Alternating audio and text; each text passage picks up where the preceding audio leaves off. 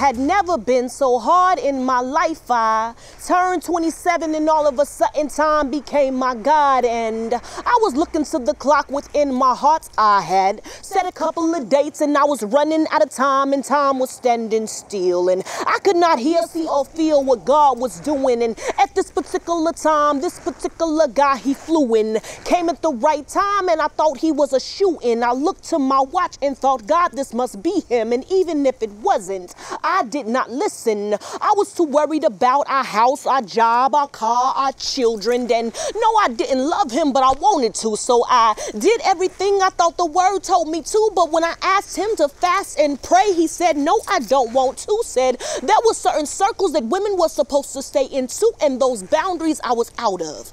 And so I met his demands because I wanted to be in love. And so I tied my hands, my voice was silent. I stopped preaching and praising on him. I became reliant. This notion of not wanting to be defiant sounds like many women's stories of being committed. Sounds like the twisted world story of being submitted. But if I would have stayed any longer, I would have been committed to a mental asylum. You see, that is who I had become, deaf, blind, and dumb. So I had to run to the arms of the Son. I said that is who I had become, deaf, blind, and dumb. So I had to run to the arms of the Son. And yeah, it hurt, but I'm still standing. I'm telling you this because there are many traps that are planned and doors that are open, that are made for the broken, that will only leave you hurt, sad, and broken. Guard your heart, it is the main game token. Guard your mind, test the fruit, and in time, God will reveal his plan for your life. But in the meantime, don't choose Mr. or Mrs. Right with your mind, but with God's eyes, and God bless him. He wasn't Mr. Evil, just him and I were meant to be each other's people. We had some plans to go to the steeple, but God let us know we was yoked unequal. So I had to let go and wait and trust the Father. To wait is kava. It's to bind together like twisted rope. It's one strand patience while the other one's hope patience. The bearing of provocation, frustration, and pain while still singing the words to the song, Lord, I won't complain. Hope's aim.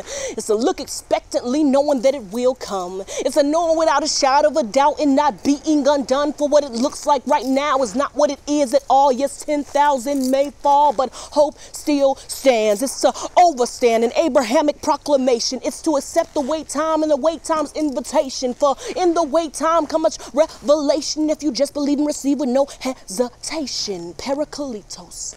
The one who came to counsel her when her faith was broken. Because in those hard days, she had to lift up a hard praise and keep hoping. And from that hard place, these words of life were spoken. That David said, had he never been afflicted, he would have never learned the Lord's decrees. You see, in brokenness, there's an openness that leads us to our knees, and from which God's love begins to pour. See, God can heal, deliver, and restore. Even in the battle between love and war, you are still standing. You shall live and not die. Lift up your head and raise up a clarion's cry and live. Forgive and move forward. Keep your head to the sky and eyes in the word. And this is not just words, but right now my ethos. See, I can't continue to count on earthly time, or the enemy will continue to play with my mind. See, time is in his hands, and even when it's standing still, I will continue to wait until he comes. See, I will wait on you, Jesus.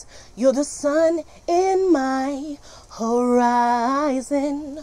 All my hopes in you. Jesus, I can see you now arising.